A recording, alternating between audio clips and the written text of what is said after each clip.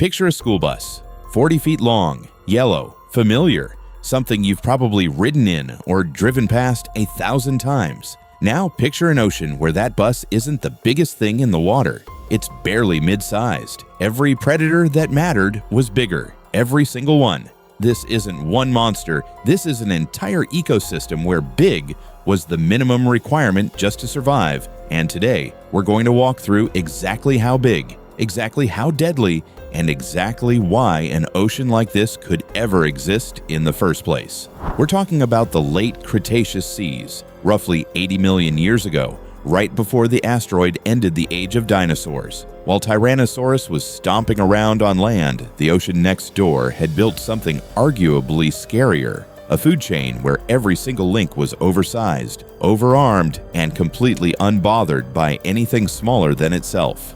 Let's start with the baseline because you need a reference point before the numbers start getting ridiculous. A school bus is about 12 meters long. Keep that number in your head because almost everything in this ocean is measured against it, and almost everything beats it.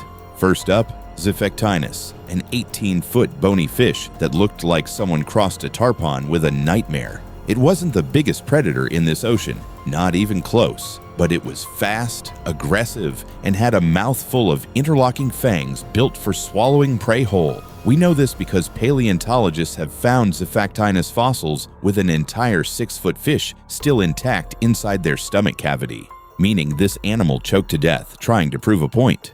In most oceans, in most eras, Xiphectinus would be the apex predator, the final boss, the thing everything else feared. In this ocean, it's basically a mid-tier threat. An appetizer, because above Xiphectinus you've got Mosasaurus. And this is where the bus comparison stops being metaphorical and starts being literal. Mosasaurus grew past 50 feet long, more than 4 school buses end to end, with a double row of teeth in a hinged jaw that let it swallow prey almost as large as itself in a single motion.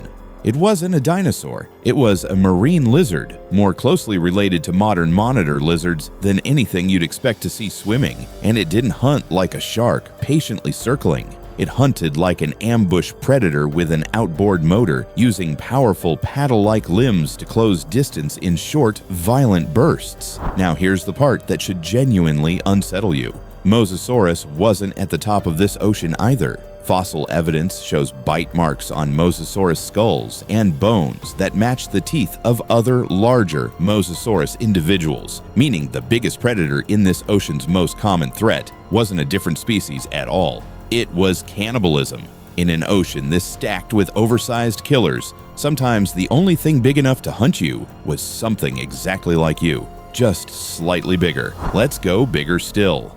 Elasmosaurus, a long-necked marine reptile stretching over 40 feet, most of that length made up of a neck holding more than 70 vertebrae, more than any other animal in Earth's history, living or extinct. That neck wasn't for show. It let Elasmosaurus sneak up on schools of fish from below and to the side, striking from angles prey couldn't track, all while keeping its massive body hidden in deeper water. Picture something the length of 3 school buses, moving in near total silence, striking from an angle you didn't know was possible. And then there's the ocean's actual final boss for this era, Tylosaurus, a mosasaur relative that could reach nearly 60 feet.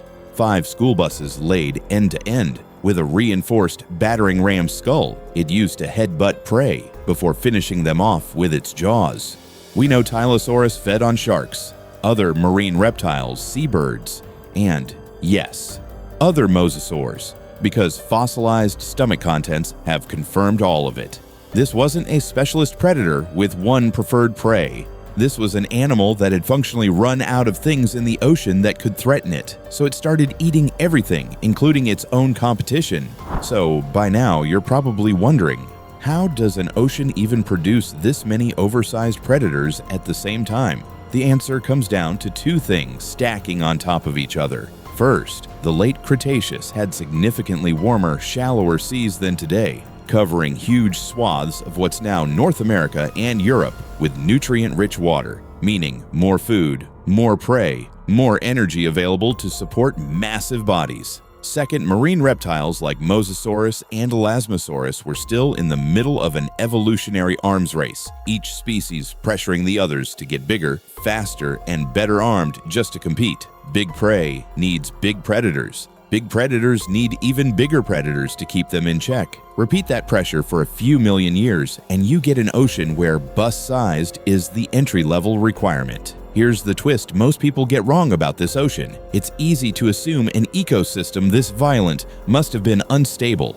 chaotic, predators picking off anything that moved. It wasn't. This was one of the most successful marine ecosystems in Earth's history, thriving for millions of years, with multiple apex predators coexisting by hunting at different depths, different times, and different prey. The violence wasn't chaos.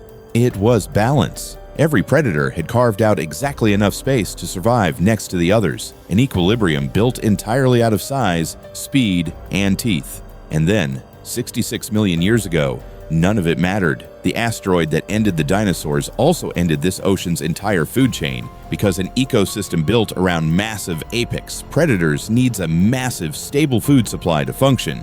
And when the impact triggered a collapse in ocean plankton and sunlight-dependent life, the largest predators, the ones that needed the most food to survive, were among the first to disappear completely. Mosasaurus, Tylosaurus, Elasmosaurus, every single bus-sized killer in this ocean, gone within a geological blink, proving that no matter how dominant you are, you're still only as safe as the ecosystem underneath you.